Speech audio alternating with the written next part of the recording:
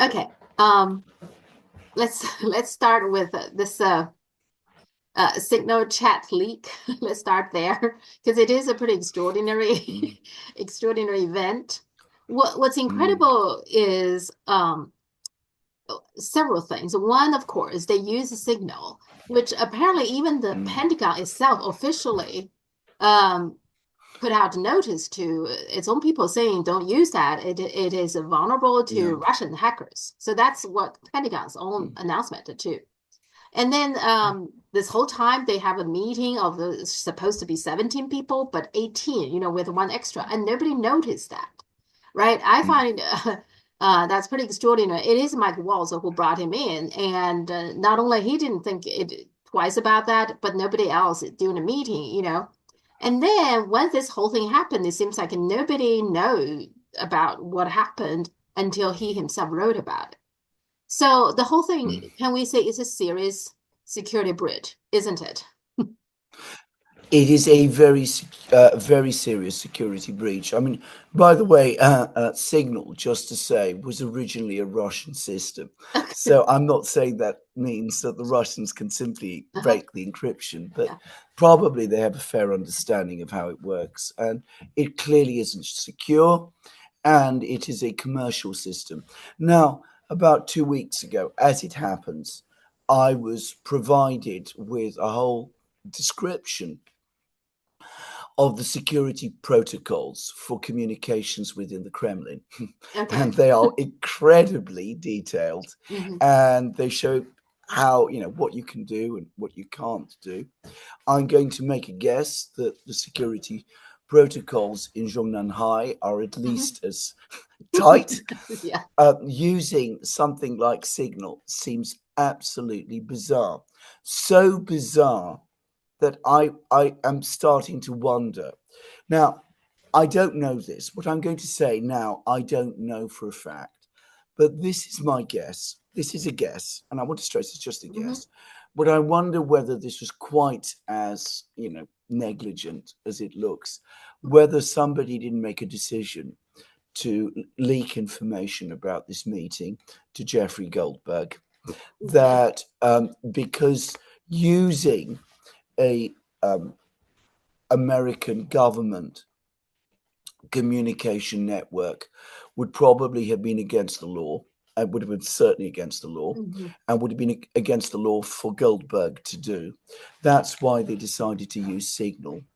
And that Goldberg, who I believe is widely assumed to have connections with Israeli intelligence, he was apparently a soldier in the Israeli Defense Forces at Hmm. one time. He obviously would have an interest in knowing what the Americans were doing in Yemen and who was Hmm. for it and who was against it. And he was there basically to keep track of the discussion in that way so that Jerusalem could be kept informed. But somebody then realized that because his name was there, the fact that he'd been involved in the discussion would eventually be noticed. And so a decision was made to rush out a story in the Atlantic about this incident in order to give Goldberg himself and the person who arranged this thing First Hmm. Amendment Act protection, because then Okay. it becomes a new story. The First Amendment Act says that you can't interfere with what the media does, Hmm. and whether that was really what it was all about. In other words, that it wasn't quite as innocent and mere incompetence as it looks. And who it was who did this, I don't know. Hmm. But given that it came from Mike Waltz, it points to someone within the National Security Council. Okay. This is my theory Uh-huh. about this. But Okay. put all that aside, I can't imagine that if something like this had been attempted in the Kremlin or Zhongnanhai, Hmm. somebody wouldn't have noticed immediately. And they wouldn't have said, just a moment, what are we doing using Signal? And who is Hmm. this guy Goldberg? And what is he doing here? I think that, you can put the kind of spin on it that I have just done, but it doesn't alter the fact that it looks like an extremely serious security lapse. and it suggests a government that is basically run by amateurs. Yeah, that's that's what I would say.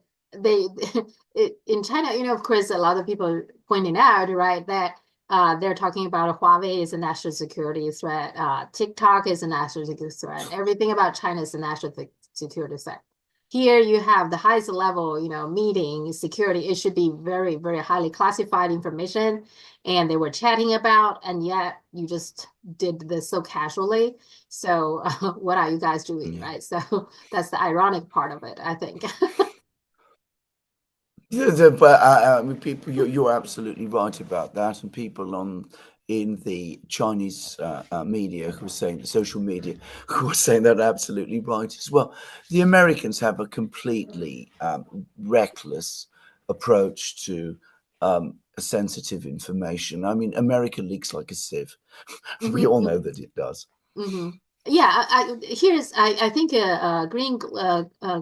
Greenwald, he pointed out that on the one hand, lots of things are very secretive, right? How long they kept the Kennedy file Yeah, secret. Even things when yeah, you read them, some of them are really not that important, but they kept it secret.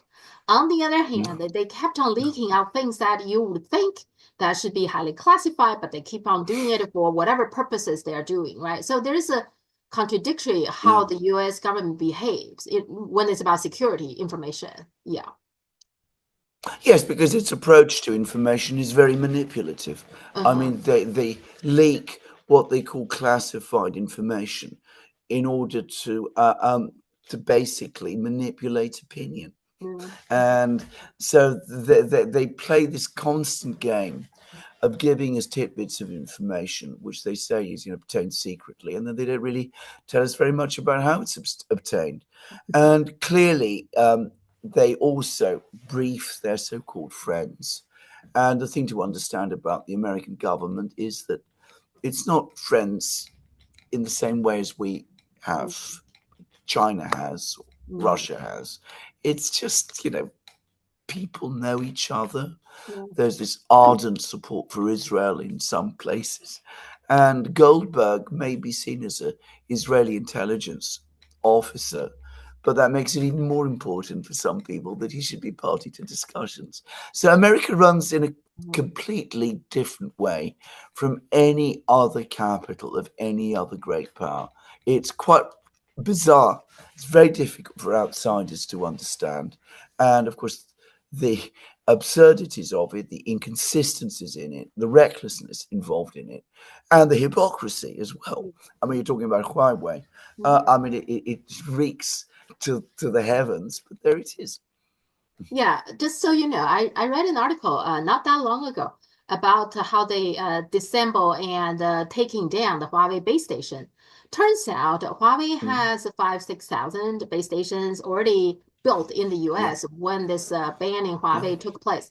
So the government, yeah, I think first the Trump administration, I guess, was giving some money to the telecom companies because this is a cost for them to mm, taking down the Huawei base station and they have to build new ones, right? mm, And that money yeah, quickly ran out. And so when I was reading the article, was probably 6 months ago, there were only 300 to 400 base station was taken down. mm, So less than yeah, 10% of the Huawei base station. The rest of them still, as far as we know, still there and service. So so they can't really believe this is a serious national security threat. If no, that's the attitude, mm, that's how they implement this ban, right? yeah. I think it's entirely right. I mean, that makes complete sense to me. I mean, it's just a lot of this now that happens in the West is just politicians, Mhm. people who have very little understanding of these things, making decisions, writing out orders, not really thinking very far or very long about what it is exactly that they're doing. We did get some information from this chat, which I find interesting. One is Vance actually Mm, kind of like protested a little bit that thinking what he said was, yeah, well, only 3% of the US transportation, the cargoes go through the Red Sea. yeah, It doesn't really affect us that much. On the other hand, the Europeans, 40% of their cargoes go through the Suez Canal. mm, So why are we doing this for the Europeans? So he's against this bombing, right? And then Pete Hegseth Yeah. was saying, well, we still need to do that. And it seems like in the end, they agreed that the Europeans need to pay for Yeah. this or something. What is your view on that? Well, it was a completely frivolous discussion. I mean, such an important decision. We're told that the president has already made the decision, but notice that he isn't even participating. They all come together. They all come up with, out, top of the head ideas. Nobody really sits down. I mean, it again shows what a completely amateur place the American government is. And by the way, I don't think it's any different with any other administration. I don't think things were any more organized under Biden or Clinton or Bush or the two Bushes or any Obama or anybody. I mean, these are just decisions made um, without any real consideration or without any proper thought. Vance, who strikes me as the single most intelligent Mhm, person in the room, says, I think this is a mistake, mhm, but he's very reluctant to push back mhm, against the consensus. mhm, He says that he will go along with the consensus. mhm, He comes up with this point about, it's the Europeans that benefit, not us. So why are we letting them freeload on us? Which is a point, but it's surely not the most important or relevant point about about this whole thing. And I mean, again, I can't help but think that, if people in Zhongnanhai and the mhm, standing committee mhm, of the Politburo and all the rest and the secretariat and all of that are reading and looking at this, they'll say, is this the kind of government that we have to deal with? I mean, that they make decisions like this basically back of the envelope thinking. I mean, it must be very, very concerning. I mhm. mean, you would have expected, at least a week of substantive and detailed discussions, military officials called in, real proper discussion as to how this is done. But no, in Mhm. America, things are not done that way. Not anymore. Yeah, this is a point that some of my viewers also, when I was discuss this with them, that how Yeah, light the whole, decision. yeah, This is we're talking about bombing another country, which is life and death, and they yeah, subsequently did bomb yeah, Yemen, and there were women and children killed. Okay, so they yeah, were discussing yeah, life and death, but they took the whole thing very light, yeah, right? yeah. So yeah, I agree. It's just it's scary almost like how easily they just talking about bombing another country. Oh, we don't need to wait another month, and it's going to be the same deal. And then Vance is like, okay, I go Yeah. with consensus, and yeah. Absolutely. And then emojis are used and all of that. I mean, all very inappropriate behavior. Yeah. But as I said, I don't think it's any different with anyone else. By the way, I don't think it's very different in London either, just to say. One more thing is how much they loathe the Europeans, which is interesting. So Yeah. this is what JD Vance said. I just hate bailing Europe out again. And Pete Hegseth says, I fully Mm. share your loathing of European freeloading. It's pathetic. Does the Yeah. Europeans, I mean, you talked about this the last time, right? That Trump think the Europeans are just freeloaders and welfare takers, like those sort of he looked down on them as well, and apparently his national security team thinking the same way. Does the Yeah. Europeans, do they know how they were, how the American think about them, looking down on them so much? Well, they do. They do now, or at least they increasingly do now. I mean, the British media covered this extensively, and there's a strong feeling of shock about this. Mhm. This isn't new, by the way. I mean, I think that with that there's been this long-standing current of thinking in the US that the Europeans are freeloading on the United States. What this never acknowledges is the extent to which Europe has sacrificed its own interests by going ahead all the time with what the Americans have been doing. I mean, if the European states had not been so subservient to US policies for so long, they might have had completely different policies about the Middle East, which would have avoided this kind of crisis in the Red Sea that we are seeing. The Americans are utterly blind to that, that in fact, yes, the Europeans are weak and they aren't able to do very much and they can't really join in what the Americans are doing. But ultimately, the reason that we have these crises is not because of the Europeans, but because of the Americans themselves. Mhm. Yeah, and I can't help but thinking, for example, Denmark.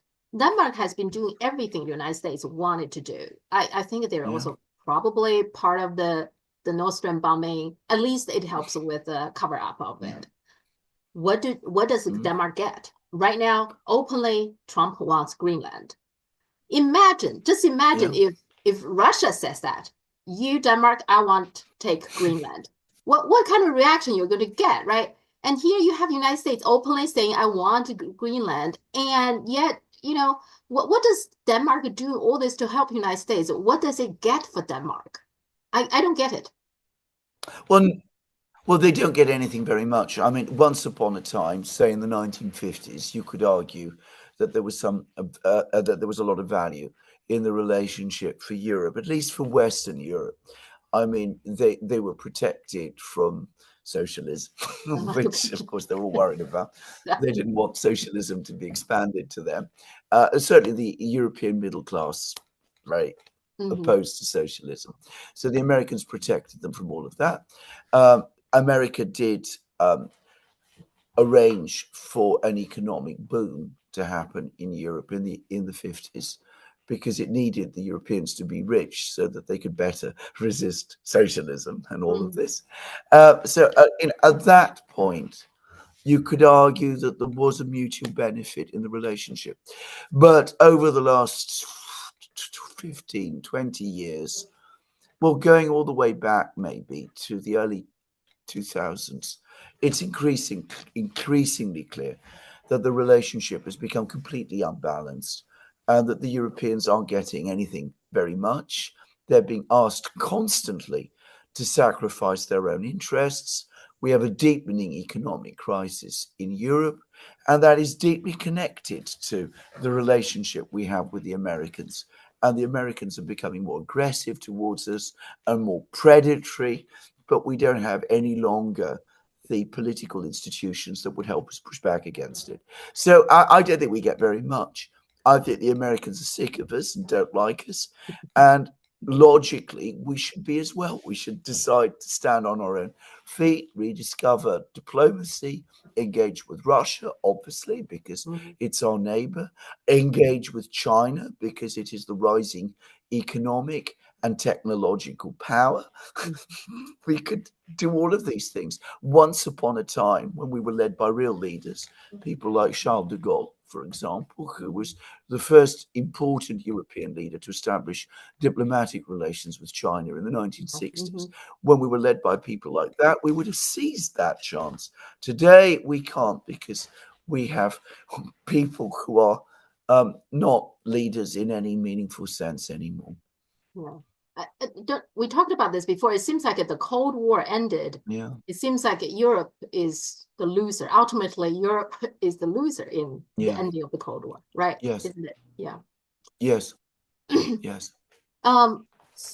Steve Witkoff, he was also in that call. He was also in that chat, the group chat. When he was chatting, he was physically actually in Russia. And he also made an announcement that sounds like it pretty much agrees with the Russians' demand. Now, he got a lot of criticism for that, but you were talking about that in the end, that the U.S. administration will cave to Russians' demand. Now, are we seeing a sign of that now? Is that what he's representing the Trump administration, that they're going to accept that? Yes, I think they are. I think they're going to move step by step, very carefully and quietly, and with a lot of bluster and bombast, which is what the Americans always do. But they acknowledge that the war. They understand that the war is lost.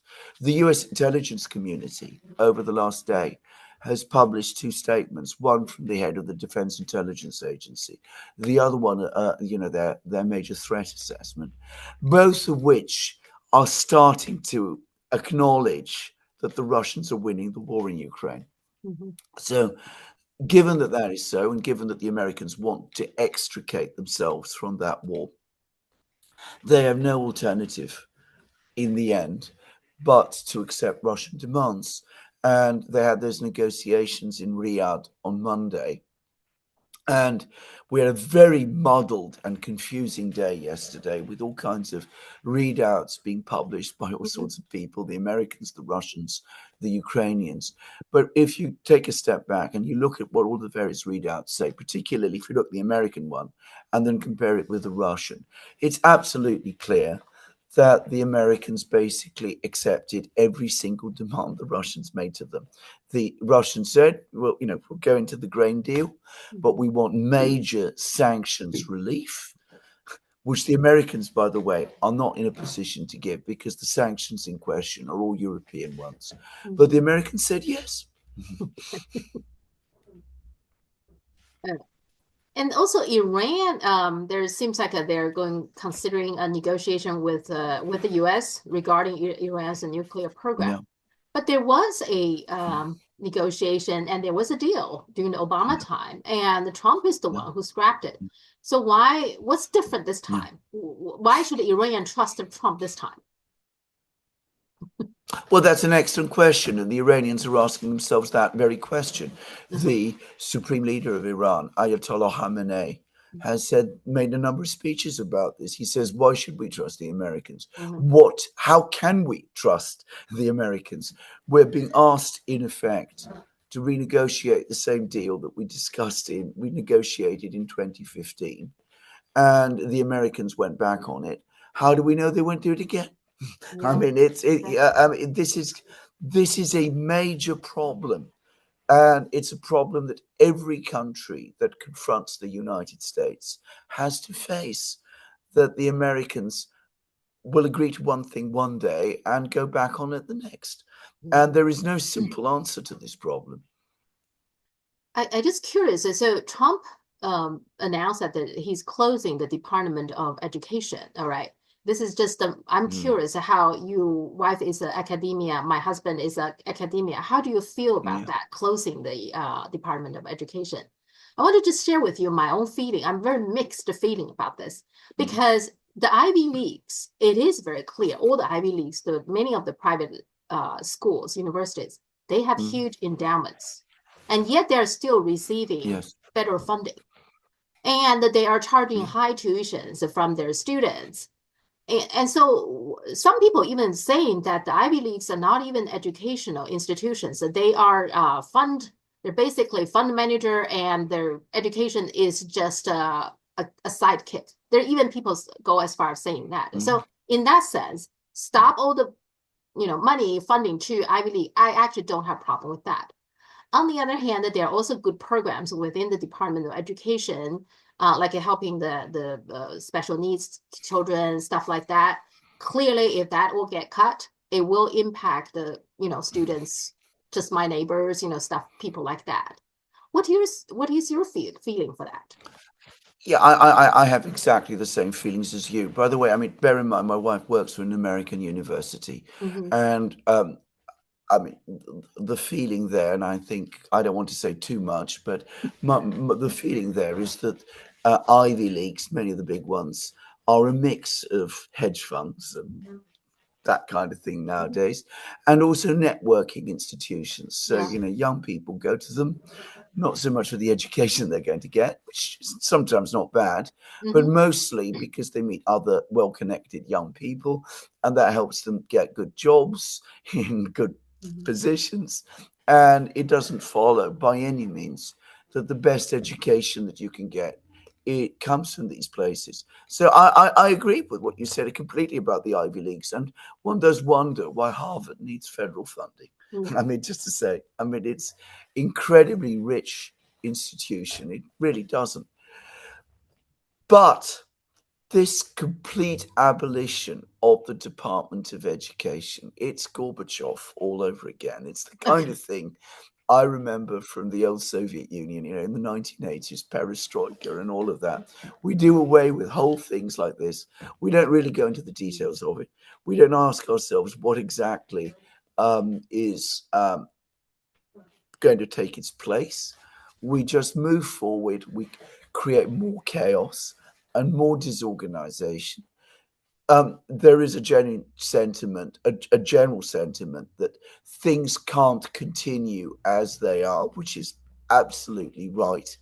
But there is no real plan, no real idea on how to move things forward. As I said, it's very unsystematic, it's very disorganized, it's very chaotic. It's going to create more problems than it solves. Recently, JD Vance had a speech for the American Dynamism Summit. So got lots of attention, both I think here and in China. These sort of, if you listen to him, he almost like explained the whole Trump administration's policies in a few paragraphs here. Now the speech is longer than this, but there, I do want to read it to you. So there, what he says here. He says, we assumed that other nations would always trail us in the value chain, but it turns out that as they got better at the low end of the value chain, they also started catching up on the higher end. So clearly he's talking about China, right? We were squeezed from both ends. Now, that was the first conceit of globalization. And then he says, I think the second is that cheap labor is fundamentally a crutch, and it's a crutch that inhibits innovation. I might even say that it's a drug that too many American firms got addicted to. Now, if you can make a product more cheaply, it is far easier to do that rather than to innovate. And the last one, he said, and whether we were offshoring factories to cheap labor economies or importing cheap labor through our immigration system, cheap labor become the drug of Western economies. Now, when you listen, hear him saying that, doesn't that like pretty much explains the Trump policy? Because based on that, the solution is, the Trump solution is, okay, high tariffs. If you moved your production out to low cost places, I have high tariffs to punish you. And then they're at the same time cracking down on illegal immigrants. And on top of that, he also talked about energy, which is important. And then the traditional Republican things, deregulation and tax cut. So you put that all together, pretty much give you the picture of what Trump is doing right now, right? What is your sense? Do you think he's correct, first of all, his assessment? Well, right. This is a very good question, actually. First of all, I think that is exactly what the Trump people are doing. I mean, basically, what they're looking back is to something that was once called the American system, that developed after the American Civil War in the late 19th century. This was developing American industry and American technology behind protective barriers based on an underpinning of high wage labor. The idea was high wage labor would drive productivity and it would create consumers who would then buy the products that this high productivity economy was producing. And that would create a virtuous circle, which would propel forward American economic growth. That was the thinking of the late 19th century, and it was successful. I mean, so as it's often the way with the Trump people, they bring to this a degree of insight. They understand that moving away from that model has had a bad effect on the United States, but their understanding is very incomplete. First of all, they completely misunderstand the relationship of the United States to many of these other countries that they're so accusatory towards.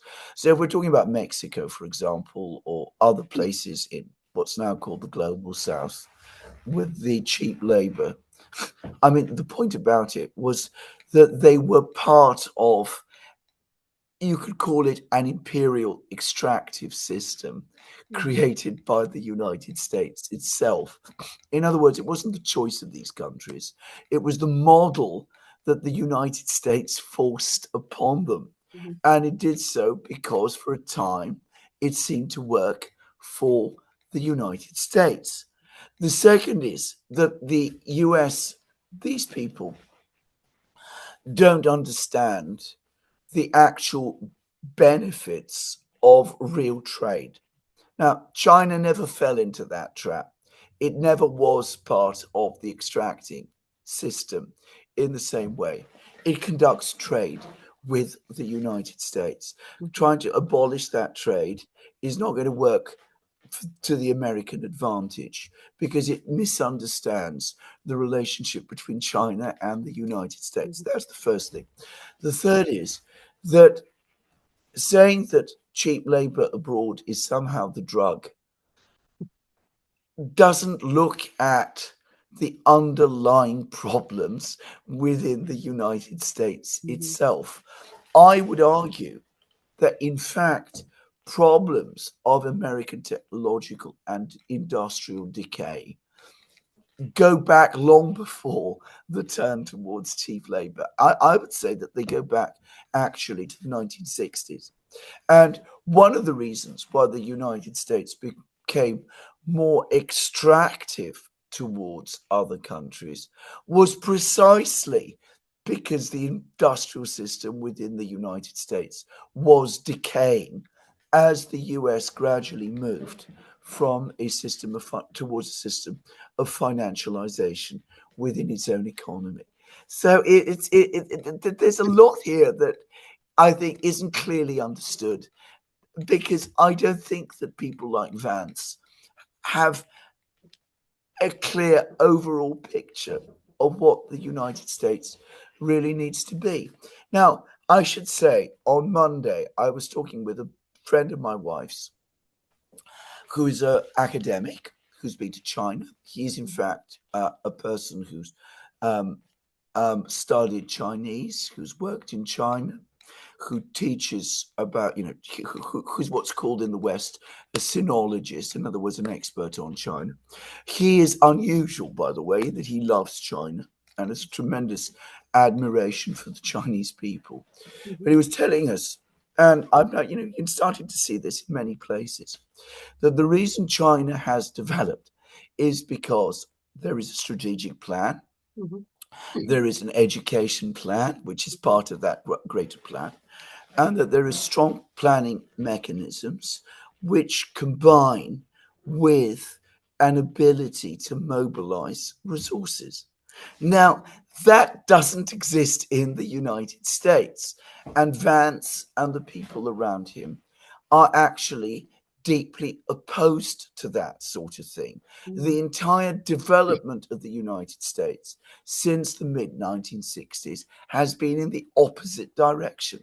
In order to get back to that kind of system that Vance would like to recreate, the one of the late 19th century, you would need not just to end the addiction to cheap labor abroad. You need to understand why America turned to it in the first place, what it was really all about, the nature of the societal system in the United States, why American companies prioritize profit over the welfare of the American people.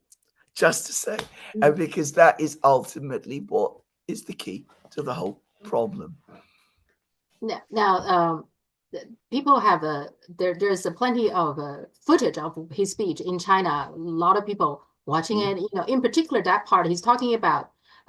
We assume that the people in the low end of the supply chain will stay there. Okay, we are the high end, and we should stay where the high end. And so this has been a long time. China believed that the West, U.S. in particular, trying to keep China always in the low end of the supply chain. Right. And it's just proven that this is the plan. This has been the plan all along. Vance basically proves that. He just give it, yes, that's exactly what our plan is, that China should always be at the low end of the supply chain. You can never be innovative economy, right? You can never be going higher up. So that proves. So that's why it's got so much attention, I think. Yeah, that's absolutely right, because that is exactly the natural order of things that all Westerners believe in. I say all Westerners because that is true. the number of people who think about these things and understand that that isn't how the world ought to be structured, actually, in percentage terms, in the West is very small. I think that's something people in China need to understand. I mean, you find a few people like me, for example, who don't think that this is part of the natural order of humanity at all. But the West has been number one for 500 years, and it sees no reason why things shouldn't remain that way. And absolutely, they want other countries to remain at the bottom because for the West, suddenly to be confronted in it with a situation where other countries are surpassing them in prosperity, enterprise, in technological and scientific leadership. Well, that, as I said, is utterly horrifying. Just before we did this program, I read the latest annual update that the US intelligence community has produced about the various threats that the United States faces. And of course, the primary threat is from China. And what is the primary threat from China? The fact that China's economy is now challenging the United States. In other words, the Chinese people are becoming richer and that China has technological leadership. That violates the natural order, at least the American belief of what the natural order should be. And Vance himself, intelligent man that he is, cannot break away from that. Yeah. Yeah, and when I was listening to him, I was like, okay, it's good he's talking about crutches, but have he ever thought tariff itself could be a crutch too? You put a high tariff to protect like EVs, you keep Chinese EV, but then you reduce your own competitiveness and innovation. He's talking a lot about innovation. Yes. But because you have the high tariffs, you kept the Chinese EV out, the US automobile companies have no reason to innovate.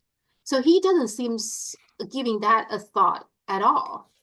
I also think the U.S. empire itself can be also is a big crutch because United States companies, they whenever they have problem, many times they run to the government. The United Fruit, for example, is the most famous case, right? United Fruit encounter problem, well, they call in the U.S. military.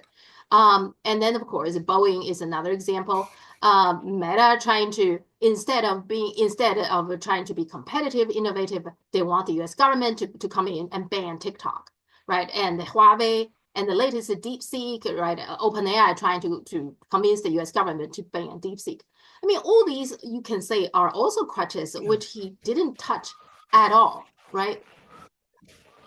No, you're completely correct about this. I repeat again, I live in London, the former imperial capital, the one that preceded Washington. And you're absolutely right. If you're looking at Britain today, you see the consequences of imperial atrophy all around you, because that is what we have. I mean, we became in Britain very dependent on our empire. The elite in Britain had very, very high standards of living. So did a lot of the middle class. But the underlying economy declined around us. We lost our industrial and technological edge. And we could go on doing that for decades beyond that because we had the empire to support us. The empire falls away. What you're left is exposed to the realities of how backward and rundown you become. And that's what's happened to Britain. Yeah. So, I mean, if Vance is serious about this, he should tell those companies, well, you guys, you need to compete globally, right? We are not going to just unconditionally always come to rescue. You have to figure out a way to compete and getting better and doing innovation and what have you. But it sounds like his solution is putting up, high tariffs, and he's only blaming cheap labor for all the problems. I find that's a very narrow way of thinking the whole thing. What the United States needs to do, and it does have the time to do it, but it's not going to do it. What the United States needs to do is to carry out a thorough investigation into its own society and its economy, one that looks absolutely ruthlessly at what it has become and what it is, and then organizes and works out a 10-year, at least a 10-year plan, probably 20-year plan about how to turn it round. Now, they're not going to do that because that isn't something that they can do. For one thing, it's conceptually impossible. I mean, it would be challenge their own imagination much too much to do that, to accept that the United States is not a success, but is at risk of becoming a failure. I mean, that would be, for American society, almost too much. Also, there are too many people in the United States, too many powerful and rich people and articulate people who are invested in preserving the internal system.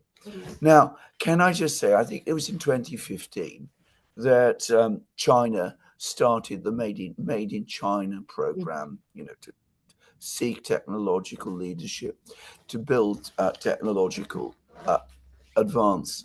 What you're starting to see in the West, there's an article in the Daily Telegraph, a very anti-Chinese newspaper, by the way, by Matthew Lin, who's an economist, writes about economics. They suddenly understood that this 10-year plan has actually worked, that China is now actually moving forward in all sorts of technological fields. This academic that I met on Monday said to me exactly the same thing, that China has achieved this extraordinary technological breakthrough over the last 10 years. How did it achieve it? Was it done spontaneously? Did the government fold its hands and allow people to come up with all these innovations by themselves? Well, to some degree, because you don't want to interfere with everything that people do. But the Chinese government, working with Chinese society and industry, came up with this plan. And if you don't do that, what you're going to do is going to fail. You have to think it through. You have to think it through and think it hard and come through and understand all of the various processes and then work out how it's going to be done. Now, in China, they can do it.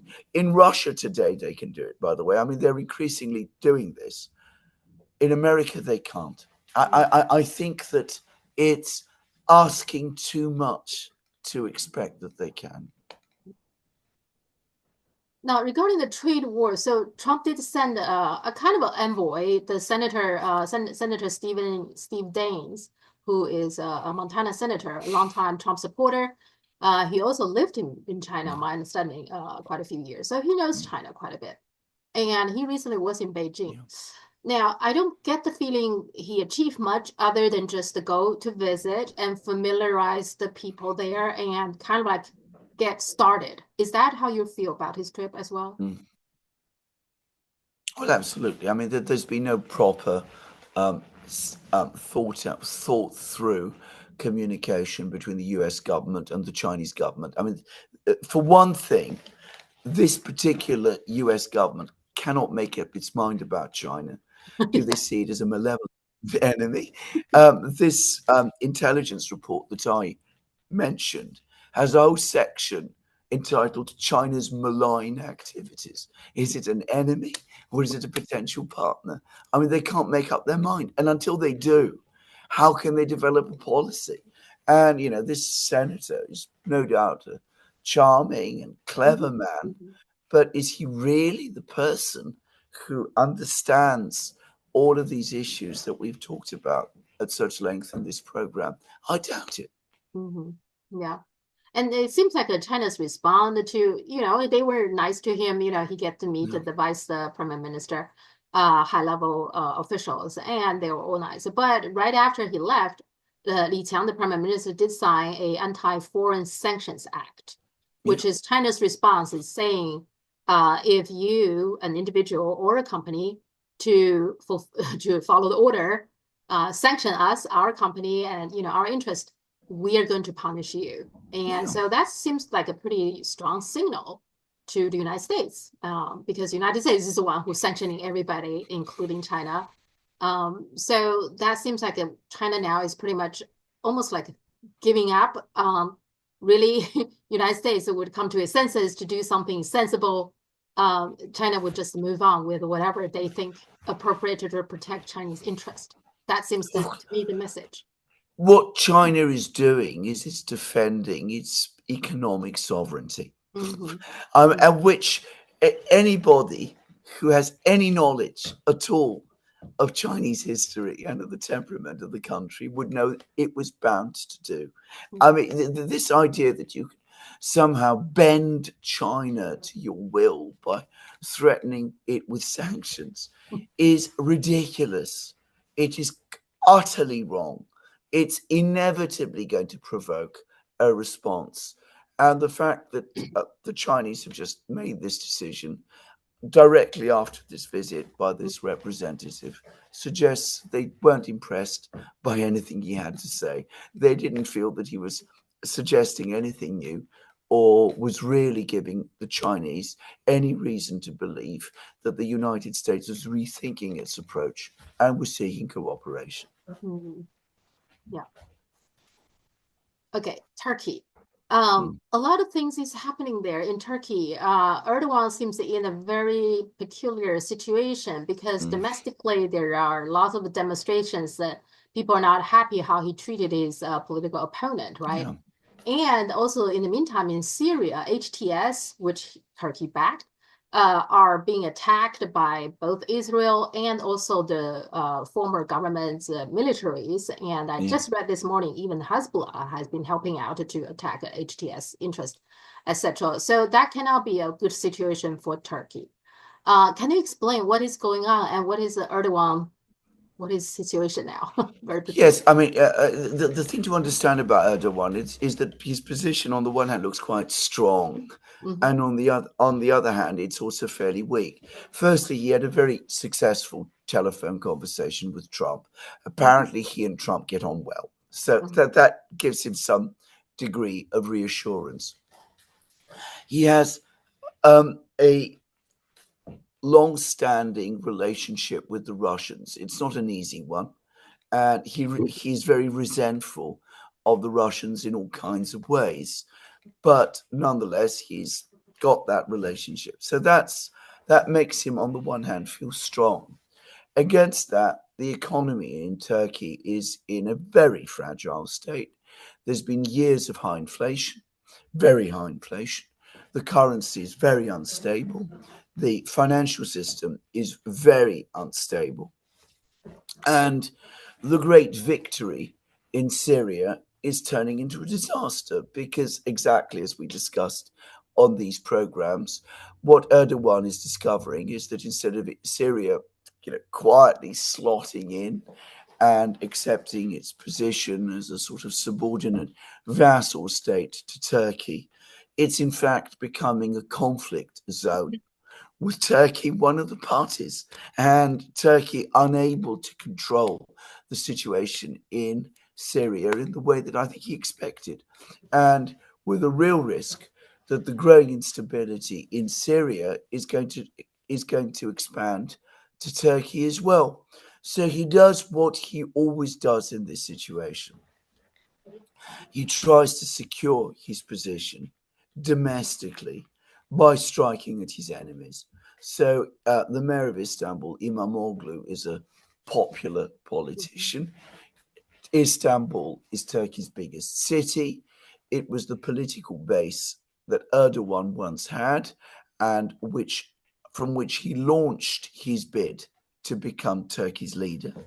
So he's acted to try to suppress that potential challenge, even as he feels that on the one hand, he can get away with it because he's got all this international support, but on the other, that the position beneath him is becoming less stable and more fragile. So he's taken this extraordinary step. It shows, by the way, how little regard he has for politics and democracy and the rule of law and all of those things. But anyway, let's not worry too much about that. I don't think any of us watching this program or participating in this program had any doubts about that. But anyway, That's what Erdoğan is thinking, that he has to stabilize at least his own position whilst he still can. Of course, that's provoked protests. He probably calculates that he can see them through. We'll see if he's right. One thing I noticed since we were talking about the Panama Canal, right? That deal is still, going on. Lots of discussion in China.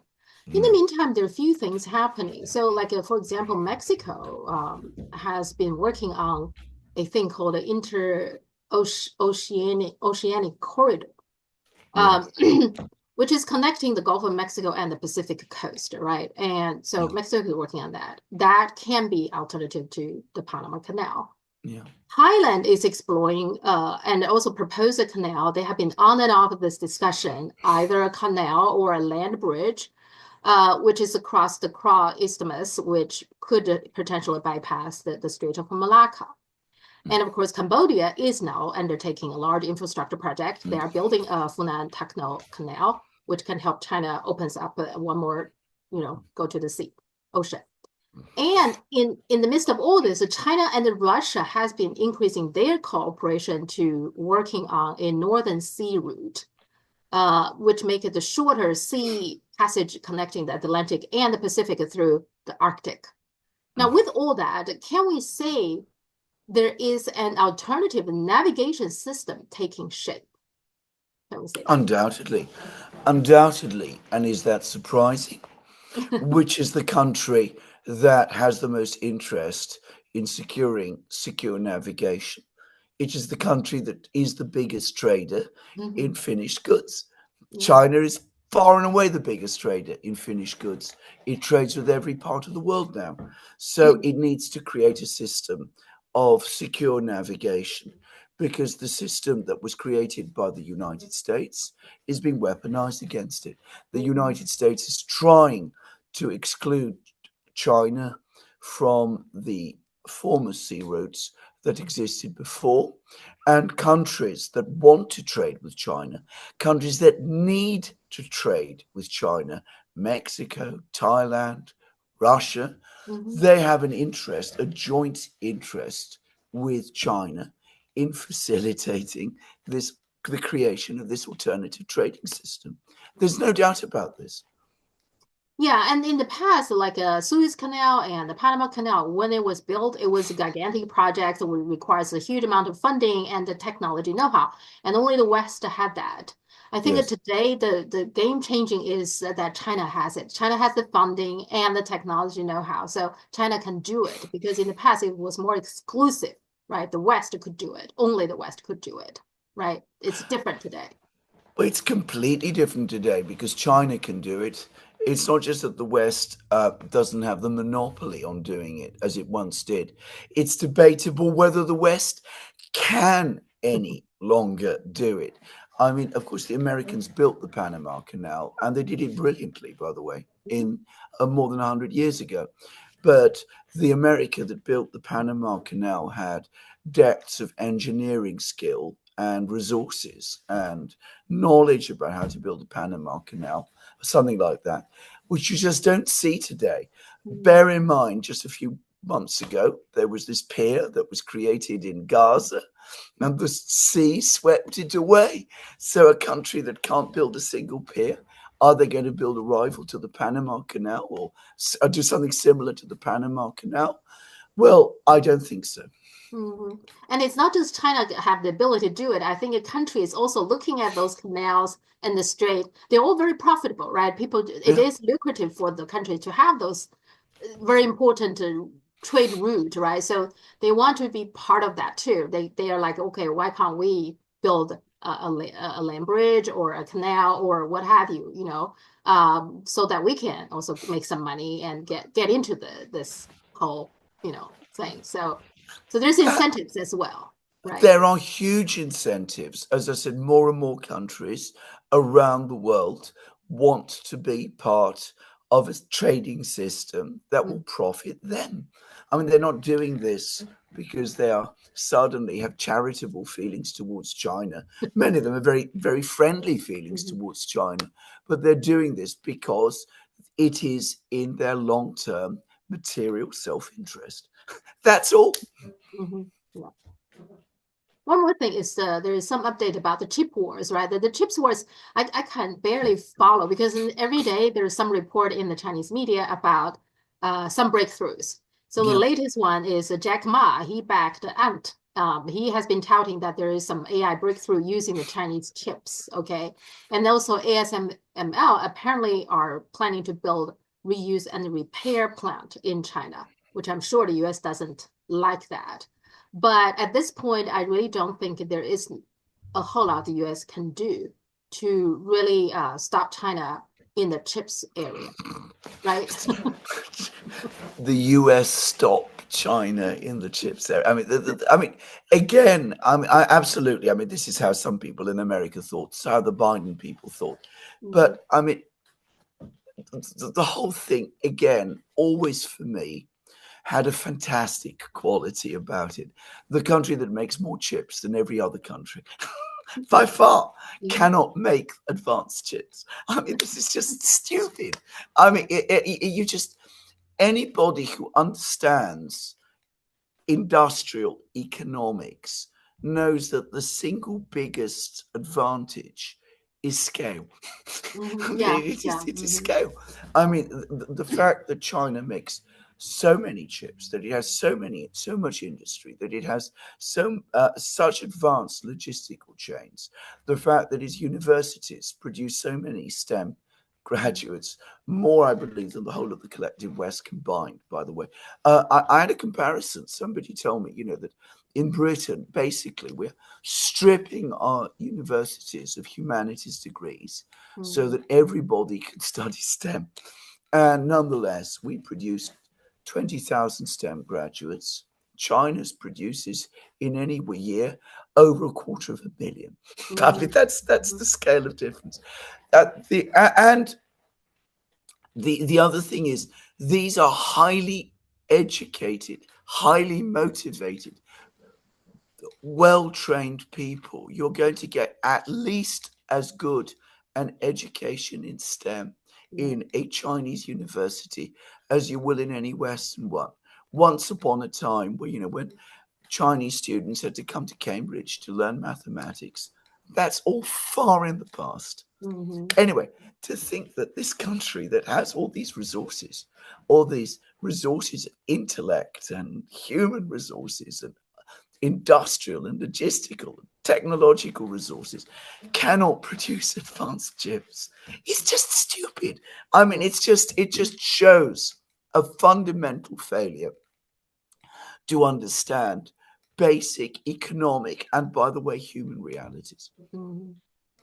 Well, that's probably part of the reason that the US cannot make up its mind how to deal with China, because deep down they know in all areas to defeat China is basically impossible. They know that, but they don't want to just why don't you just join China, right? But they don't seem to want to do that either, at least not for now. So we're going to see this back and forth, like right, isn't it? That's part of the problem that US have now. It is the problem that the US has. It's the problem that the West has, because, as I said, China doing all of these things is, as I said previously in the program, for the Westerners and especially for Americans, but to some extent for all Westerners, it violates their understanding of what the natural order is. They're on top. Everyone else is below them. Maybe China isn't at the very bottom. Other people, darker skinned people are. But, nonetheless, they can't possibly be at the same level as us. That's impossible. We can't accept that. And, well, one day we will have to accept it. I mean, because it's going to happen. And, the utterly frustrating thing is that it's not a problem. I mean, human civilization moves forward. Mm, That's the big thing. The yeah. fact that China is moving it forward. That is the thing. That is the great thing. It's the fact that China is achieving all of these great things, that it's breaking through in technologies, that it's making electric cars work properly, that it's going to produce the best jet engines and all of that. That's good for all humanity. If we could just see that, we would not see the threat there. We would see the opportunity, and we would see the benefit, and we would see also that it's not just a good opportunity and beneficial to us. We would see that it's objectively good. It's the hubris. I mean, it is the hubris that somehow the United States and the West don't see Mm, human, we are equal. We yes. fundamentally, I don't think they realize that. They accept No. the fact that we're all equal. I mean, Yes. if we accept that we're equal, I mean, in the United States, right, everybody should be equal. If you see that, okay, having the Chinese EV, I don't see the problem. So me as No. a consumer, I will have a better car and the US car manufacturers will have to catch up Yeah. and doing innovation. They will Yeah. force to do better. I don't see Yeah. the problem. But No. it's just this idea that all the Chinese EV will dominant, will be running on the street. I think it's for some people just hard to imagine. They can't accept that. Absolutely. Well, Yeah. absolutely. I mean, to think that Chrysler and General Motors and BMW and Mercedes and Fiat are not the dominant car manufacturers anymore. That one prefers a car from BYD to Yeah. BMW. I mean, that again is something, as I said, that Westerners just cannot get their heads Yeah. around. Yeah. Yeah. Fundamentally, that's the problem. Yeah. I do notice that. Yeah.